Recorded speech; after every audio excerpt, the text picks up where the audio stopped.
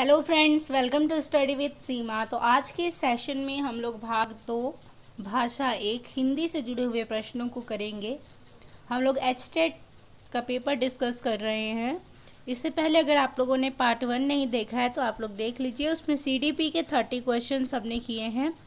आज हम इसमें हिंदी से जुड़े हुए 30 क्वेश्चन को करेंगे। क्वेश्चन नंबर 30 तक हमने डिस्कस कर लिया था। आज हम क्वेश्चन नंबर 31 से डिस्कस करने वाले हैं। अशुद्ध विकल्प को पहचानिए। आपके पास ऑप्शंस दिए गए हैं और आपको अशुद्ध विकल्प को पहचानना है। इसमें से विश्वामित्र, मूसलाधार, सभी और दीनानाथ, इनका यहाँ पर विच्छेद करके दिया गया है और आपको सही आंसर बताना है कि कौन सा यहाँ पर गलत है,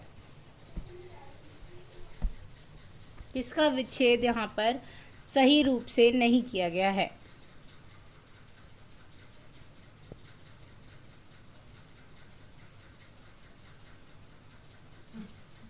तो राइट आंसर है ऑप्शन नंबर 4, दीनानाथ का विच्छेद यहाँ पर सही रूप से नहीं किया है। दीनानाथ का विच्छेद क्या होगा? दीन प्लस नाथ, और ये कौन सी संधि होगी आप बताइए कमेंट बॉक्स में। आप लोग पहले आंसर देने का प्रयास करेंगे।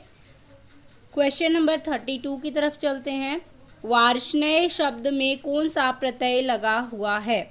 य, इए या फिर अय। तो प्रत्यय क्या होते हैं सबसे पहले ये पता होना चाहिए। तो किसी भी शब्द में पीछे जुड़कर जो अर्थ में परिवर्तन ला दे उसको हम क्या कहते हैं? प्रत्यय। प्रत्यय कहाँ लगते हैं? शब्द के पीछे। और उपसर्ग कहाँ लगते हैं? शब्द के आगे। तो वार्ष्णेय शब्द में कौन सा प्रत्यय लगा हुआ है? तो यह प्रत्यय लगा हुआ है। ऑप्शन नंबर 2 यहाँ पर राइट आंसर है।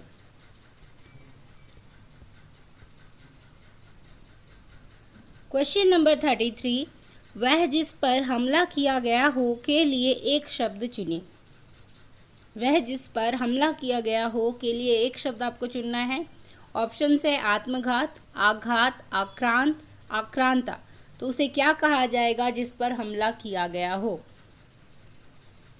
आंसर देने का प्रयास कीजिए। राइट आंसर होगा ऑप्शन नंबर 3, आक्रांत कहा जाता है उसे जिस पर हमला किया गया हो।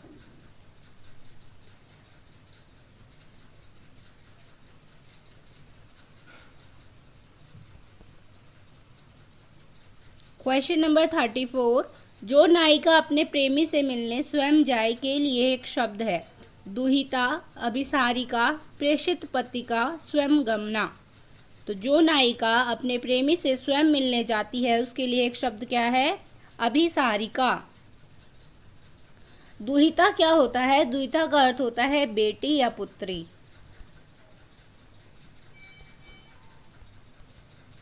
और प्रेषित पत्रिका क्या होता है? पति के परदेश चले जाने पर दुखी स्त्री।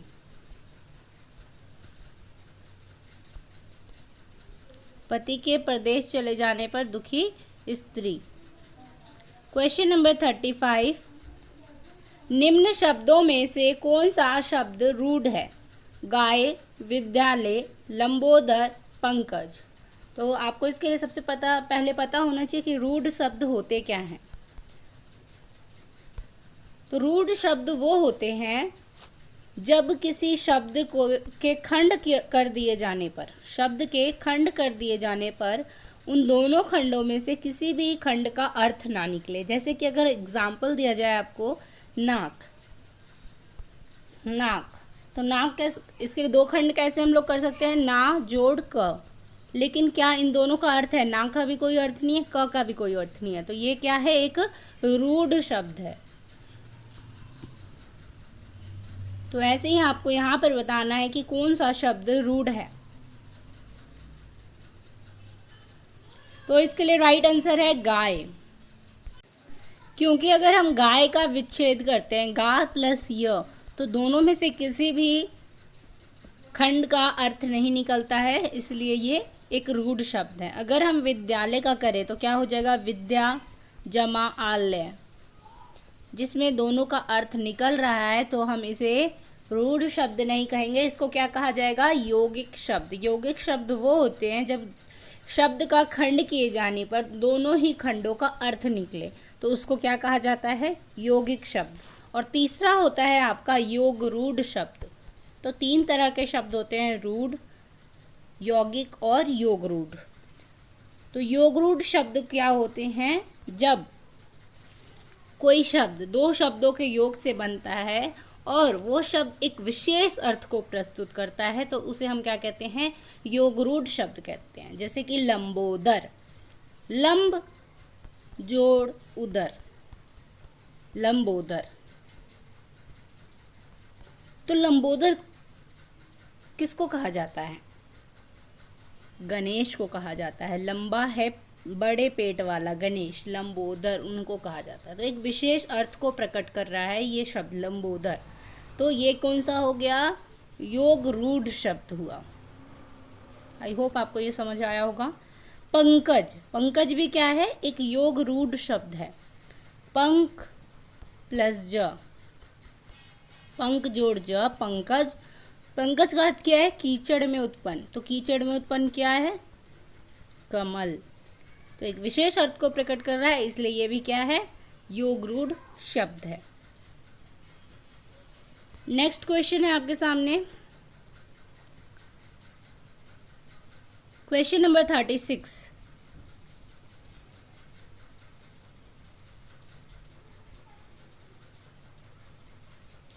यदि तुम आते तो मैं भी तुम्हारे साथ चलता, इस वाक्य हेतु सही काल है आसन भूतकाल, हेतु हेतु मद भूतकाल, संदिग्ध भूतकाल या फिर अपूर्ण भूतकाल।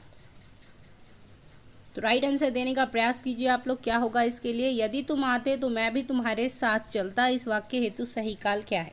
तो इसके लिए सही काल है हेतु हेतु मद भूतकाल। अब ये काल कब आता है, जब भी आपको वाक्य में ऐसा दिखे कि अगर ऐसा होता तो ऐसा होता। जैसे कि अगर आपने मेहनत की होती तो आप सफल हो जाते, आपने मेहनत नहीं, अगर आपने ध्यान दिया होता तो ऐसा नहीं होता। तो ये कौन सा काल होता है, हेतु हेतु मद भूतकाल।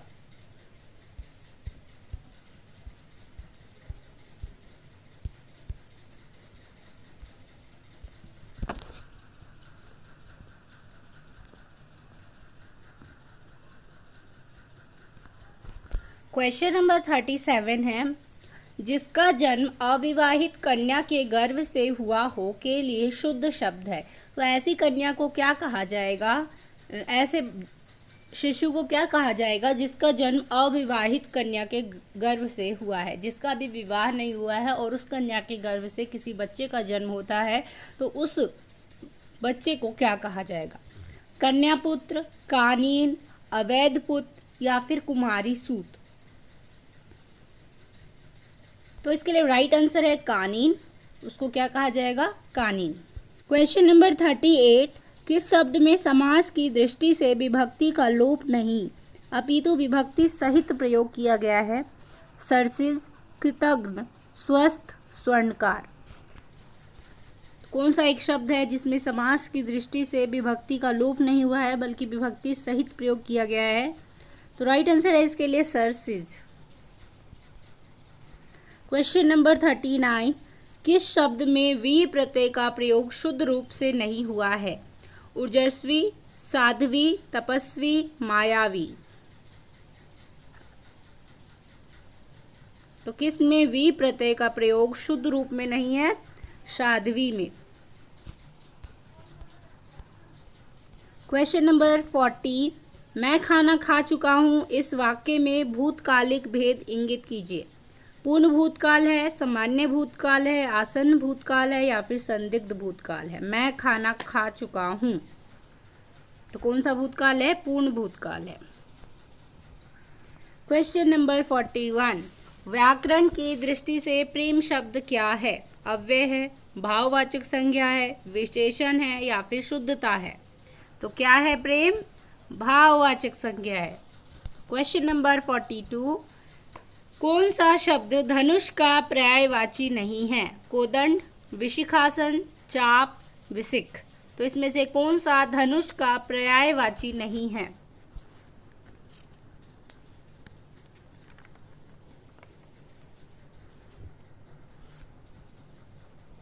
तो राइट आंसर क्या है इसके लिए? विशिक। विशिक जो है वो धनुष का पर्यायवाची नहीं है, बल्कि विशिक किसका पर्यायवाची है? तीर या बाण का। धनुष के और पर्यायवाची क्या होते हैं? कोदंड होता है, विशिखासन होता है, चाप होता है। इसके अलावा और क्या होते हैं? धनुही, धनु, सारंग, चाप, सरासन, पिनाक, कमान। तो ये सभी किसके पर्यायवाची हैं? धनुष के। अब विशिक के पर्यायवाची देख लीजिए। विशिक तीर, वाण, इशु, नारज,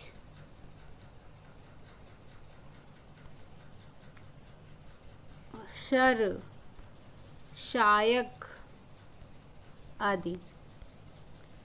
क्वेश्चन नंबर 43 है, गौरव शब्द की सही व्युत्पत्ति है गुरु जोड़ व, गुरु जोड़ अ, गुरु जोड़ अव, गौर जोड़ व।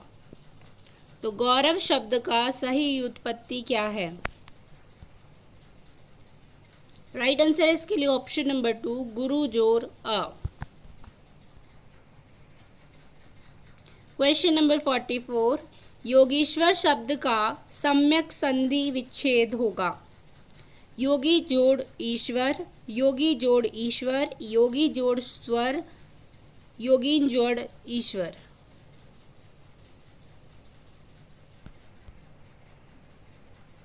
तो योगीश्वर शब्द का क्या होगा? योगी जोड़ ईश्वर, योगी जोड़ ईश्वर, जो कि ऑप्शन में नहीं दिया हुआ है, तो इसका ये होगा योगी जोड़ ईश्वर। और ये कौन सी संधि बन जाएगी? दीर्घ स्वर संधि।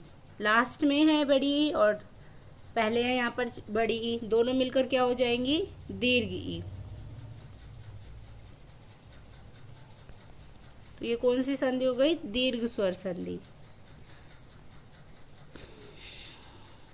क्वेश्चन नंबर 45, हिंदी की क ध्वनि व्याकरण की दृष्टि में है अल्प प्राण सघोष, महाप्राण सघोष, अल्प प्राण अघोष, महाप्राण अघोष। तो क्या है क? अल्प प्राण अघोष। क्वेश्चन नंबर 46, यज्ञशाला शब्द में उपयुक्त समास का चयन करें। द्वितीय तत्पुरुष, तृतीय तत्पुरुष, षष्ठी तत्पुरुष या फिर चतुर्थी तत्पुरुष। तो यज्ञशाला में कौन सा है? सबसे पहले तो समास कौन सा है? तत्पुरुष। अब कौन सा? कारक चिन्ह होते हैं ना। अब कौन सा है इसमें? यज्ञ के लिए शाला, तो कौन सा हो गया? के लिए किसका कारक चिन्ह होता है? चतुर्थी तत्पुरुष का। क्वेश्चन नंबर 47, भूल गए राग रंग, भूल गए छकड़ी, तीन चीज याद रही नून तेल लकड़ी। लोकोक्ति के लिए सही अर्थ का चयन कीजिए। भूल गए राग रंग, भूल गए छकड़ी, तीन चीज याद रही नून तेल लकड़ी। तो इसके लिए आपको सही अर्थ बताना है। महंगाई के आगे की विविधता, नून तेल लकड़ी के बिना संसार अधूरा है, अत्यावश्यक वस्तुओं से ही प्रेम, गृहस्थी के चक्कर में फंस जाना। तो राइट आंसर बताइए, इस लोकोक्ति का क्या अर्थ है? तो इसका अर्थ है गृहस्थी के चक्कर में फंस जाना। क्वेश्चन नंबर 48, उपसर्ग रहित शब्द है सुरेश, सुयोग, अत्यधिक, विदेश। तो उपसर्ग रहित शब्द क्या है यहाँ पर? सुरेश। क्वेश्चन नंबर 49, अशुद्ध विकल्प का यहाँ पर हमें चयन करना है। यहाँ पर हमें विलोम शब्द का दिया गया है, तो आपको यहाँ पर अशुद्ध बताना है। आर्ष, अनार्ष, उद्धत, समुद्धत, उन्मीलन, निमीलन, अर्पण, ग्रहण। तो यहाँ पर गलत क्या है? उद्धत, समुद्धत। क्वेश्चन नंबर 50, किताब किस भाषा का शब्द है? अरबी भाषा का, फारसी भाषा का, अंग्रेजी भाषा का या फिर हिंदी भाषा का। तो किताब किस भाषा का शब्द है? अरबी भाषा का शब्द है। अरबी भाषा के कुछ और शब्द जान लीजिए। गलीचा, तकिया, तारीख, ये सब किसके हैं? अरबी भाषा के शब्द हैं। इसके अलावा फारसी भाषा के शब्द क्या क्या हैं? दवा, दीवार, नमक। तो नमक आपका किस भाषा का शब्द है? फारसी भाषा का। अंग्रेजी भाषा के शब्द सिनेमा, जेल। और हिंदी भाषा के शक्कर। क्वेश्चन नंबर 51, बंदूक एक उपयोगी डैश है। रिक्त स्थान के लिए उचित शब्द का चयन करें। अस्त्र है, शस्त्र है, रक्षक है या फिर औजार है। तो बंदूक एक उपयोगी क्या है? शस्त्र है, क्योंकि अस्त्र किसको कहा जाता है? जो फेंक कर चलाया जाने वाला हथियार होता है उसको अस्त्र कहते हैं, और जो हाथ में पकड़ कर चलाए जाने वाले हथियार होते हैं उनको शस्त्र कहते हैं, जैसे तलवार, बंदूक। रक्षक का मतलब क्या होता है? रक्षा करने वाला। और औजार का मतलब उपकरण।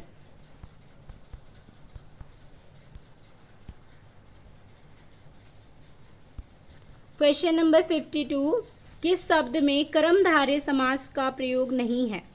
कदाचार, जवामर्द, क्रोधाग्नि, कर्तव्या, कर्तव्य।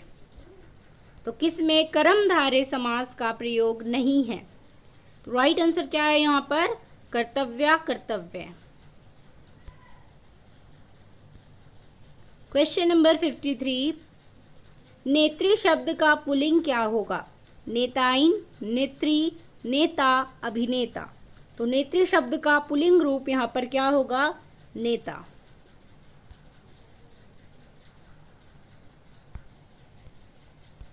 क्वेश्चन नंबर 54, किस शब्द में विसर्ग संधि का प्रयोग नहीं हुआ है?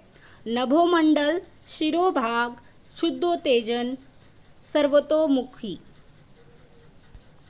तो किस में विसर्ग संधि का प्रयोग नहीं है?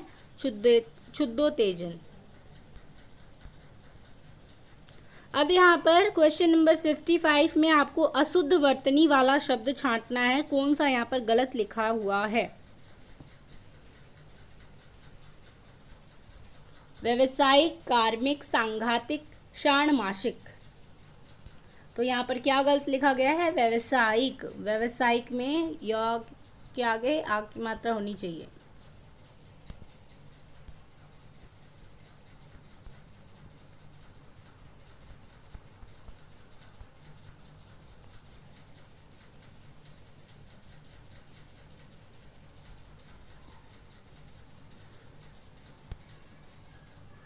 षाण्मासिक का क्या अर्थ होता है? 6 महीने का जो बच्चा होता है उसको षाण्मासिक कहा जाता है। अब यहाँ पर आपको गद्यांश को पढ़कर उस पर आधारित प्रश्नों के उत्तर देने हैं। क्वेश्चन नंबर 56 से 64 क्वेश्चन होंगे आपके सामने। तो सबसे पहले हम एक पैरा पढ़कर देखते हैं कि ये किस बारे में बात कर रहे हैं। भारत में परंपरा के प्रयोजन और औचित्य को लेकर दो अतिरेकवादी और परस्पर घोर विरोधी स्वर अक्सर सुनाई पड़ते हैं। एक स्तर पर वो परंपरा प्रेमी है जो अतीत के प्रत्येक चिन्ह को परंपरा मानने की जिद पकड़े हुए हैं। दूसरे स्तर पर वो आधुनिक है जो देश के प्रत्येक प्राचीन को संदेह की दृष्टि से देखते हैं और एक कथित आधुनिक राष्ट्र के निर्माण में उसे बाधा की तरह पाते हैं। तो हम यहाँ पर क्या देख रहे हैं कि ये परंपरावादियों और आधुनिकतावादियों में एक डिबेट चल रही है। आगे हम क्वेश्चंस पढ़ते हैं क्या है पहले, फिर हम आगे का पढ़ेंगे। क्वेश्चन है भारतीय समाज की विशेषता है। ऑप्शंस पढ़ लेते हैं फिर हम आंसर ढूंढने का प्रयास करेंगे। घोर परंपरावाद, परंपरा विरोध, परंपरा के साथ परिवर्तन या सभी विकल्प गलत है। तो चलते हैं पढ़ते हैं एक बार आगे का। जहाँ तक हमने पढ़ा उसमें तो नहीं दिखा था, आगे पढ़ते हैं। भारतीय मनुष्यों ने परंपरा को महत्व तो सदैव दिया है, परंतु इसे उचित ही प्रश्नांकित और तदनुसार परिमार्जित भी किया है। भारतीय समाज को एक परंपरावादी समाज के रूप में अभिहित किया जाता है, जिससे कुछ लोग यह धोखा खा जाते हैं कि प्राचीनतम समय से यहाँ कुछ नहीं बदला है। परंपरा के साथ परिवर्तन ही भारतीय समाज की खूबी है। तो यहाँ पर क्या बताया जा रहा है कि भारतीय समाज को अक्सर ये कहा जाता है कि एक परंपरावादी समाज है और इसमें कुछ भी परिवर्तन नहीं हुआ है, लेकिन परंपरा के साथ ही परिवर्तन क्या है, भारतीय समाज की खूबी है। तो हमें फर्स्ट क्वेश्चन का आंसर मिल गया यहाँ पर। भारतीय समाज की विशेषता क्या है, परंपरा के साथ परिवर्तन। दूसरे क्वेश्चन को पढ़ते हैं। गौतम बुद्ध विरोधी थे हीनयान संप्रदाय के, महायान संप्रदाय के, वर्ण व्यवस्था के या फिर सृष्टि विषयक परिकल्पना के। तो आगे पढ़ते हैं, जहाँ तक पढ़ा उसमें हमें नहीं मिला था ये। वैदिक संहिताओं की कतिपय मान्यताओं का विरोध उपनिषदों में ही हो गया, जो कि वैदिक वाङ्मय के ही भाग थे। महावीर स्वामी और गौतम बुद्ध ने उस वर्ण व्यवस्था का विरोध किया। तो गौतम बुद्ध ने भी वर्ण व्यवस्था का विरोध किया। हमें गौतम बुद्ध का बताना है कि उन्होंने किस चीज़ का विरोध किया, जिसमें वे स्वयं जन्मे थे। बौद्ध धर्म की नितांत नीरस हीनयान परंपरा का विरोध महायान संप्रदाय के रूप में सामने आया और महायान संप्रदाय ने सृष्टि विषयक परिकल्पना का वह दार्शनिक वितान रचा जिसका गौतम बुद्ध ने सदैव विरोध करते रहे। तो हमें क्या क्या मिला, वर्ण व्यवस्था का एक तो इन्होंने विरोध किया और सृष्टि विषयक परिकल्पना का। तो राइट आंसर हमें मिल चुका है, वर्ण व्यवस्था और सृष्टि विषयक, यानी थर्ड और फोर्थ यहाँ पर ऑप्शन सही होंगे। तो सेकंड ऑप्शन यहाँ पर आपका राइट आंसर है। थर्ड क्वेश्चन पढ़िए। भारत की राजनीतिक प्रणाली को अवदान दिया शकों ने, यूनानियों ने, कुषाणों ने, बौद्धों ने। तो आगे पढ़ते हैं। जब पारसिकों एवं शकों से संपर्क हुआ तो उनका क्षत्रप महाक्षत्रप का ढांचा भारत की राजनीतिक प्रणाली का हिस्सा बन गया। किसका, शकों का। गंधार कला का शिल्प शास्त्र हम भारतीयों को यूनानियों से लेने में कोई संकोच नहीं हुआ। इस प्रकार ज्योतिष में यवन सिद्धांत को आदर के साथ स्थान मिला। अचकन और बूट मध्य एशिया के ठंडे प्रदेशों से आए कुषाण लाए थे। भारतीय वस्त्र विन्यास में ये इस प्रकार समाहित हो गए कि इन्हें पृथक परंपरा के रूप में देखना संभव नहीं है। तो भारत में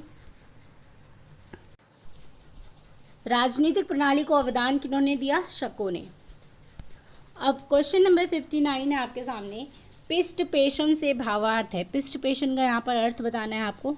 दोहराव, पिसाई, व्याख्या या फिर महिमा मंडन। तो देखते हैं आगे, हमने यहाँ तक पढ़ लिया है, इसके आगे बढ़ते हैं। यह बदलाव ही भारतीय परंपरा की पूंजी है। जब कभी बदलाव को छोड़कर वह जड़ता की ओर उन्मुख हुई है और उसने दीर्घकालीन प्रगति को नुकसान पहुंचाया है। सामाजिक इतिहासकारों के अनुसार गुप्तोत्तर काल एक ऐसा युग था जब परंपराओं के पिष्ट पेशन का बोलबाला था, परिवर्तन और परिमार्जन की कोई प्रेरणा नहीं थी। उस समय परंपरा के नाम पर कुछ ऐसी बद्धमूल धारणाएं विकसित हुई जिनका दुष्परिणाम हम आज भी भोग रहे हैं। यद्यपि यह सही है कि अतीत की कुछ बद्धमूल परंपराओं का खामियाजा हमें उठाना पड़ा, परंतु यह अभिष्ट नहीं कि संपूर्ण अतीत और तद्जनित परंपरा सर्वथा त्याज्य हो जाए। स्वतंत्रोत्तर भारत में आधुनिकता एवं बौद्धिकता के नाम पर समृद्ध अतीत के कटघरे में खरा एक बौद्धिक विलास बन गया है। तो हमें इसका आंसर मिल चुका है। पिष्ट पेशन के यहाँ पर हमें भावार्थ बताना है। तो यहाँ पर इसका अर्थ क्या है, दोहराव। क्वेश्चन नंबर 60 है। स्वातंत्र्य उत्तर भारत में बौद्धिक विलास है, आधुनिकता, परंपरा का अवगाहन, अतीत को कटघरे में खड़ा करना या धरोहर और चिन्ह। तो अभी हमने यहाँ पर पढ़ा था कि स्वतंत्र उत्तर भारत में आधुनिकता एवं बौद्धिकता के नाम पर समृद्ध अतीत को कटघरे में खड़ा करना एक बौद्धिक विलास बन गया है। हर वह चिन्ह और धरोहर जो प्राचीन व परंपरा से जुड़ी हुई है, बौद्धिक समाज के लिए एक वर्ग के लिए हे बन गई है। परंपरा को प्रश्नांकित और तदनुसार परिमार्जित करना तो आवश्यक है, परंतु उसकी पूर्व शर्त यह है कि परंपरा को ठीक से अवगाहन किया जाए। तो यहाँ पर क्या है राइट आंसर, अतीत को कटघरे में खड़ा करना बौद्धिक विलास बन गया है। यहाँ पर आप ये देख सकते हैं, समृद्ध अतीत को कटघरे में खड़ा करना एक बौद्धिक विलास बन गया है। तो ये हमने क्वेश्चन नंबर 60 तक हिंदी वाला पार्ट कर लिया है। नेक्स्ट वीडियो में हम भाग थर्ड इसका यानी पार्ट थर्ड करेंगे, जो आपका इंग्लिश लैंग्वेज है। लैंग्वेज 2, लैंग्वेज 1 हिंदी था, लैंग्वेज 2 इंग्लिश है, इसको करेंगे। तो अगर आप लोग कोई भी नए हैं चैनल पर तो सब्सक्राइब कर लीजिए ऐसी ही नई नई वीडियो पाने के लिए और देखने के लिए। तो मिलते हैं एक नेक्स्ट वीडियो में, तब तक के लिए धन्यवाद। Thanks for watching.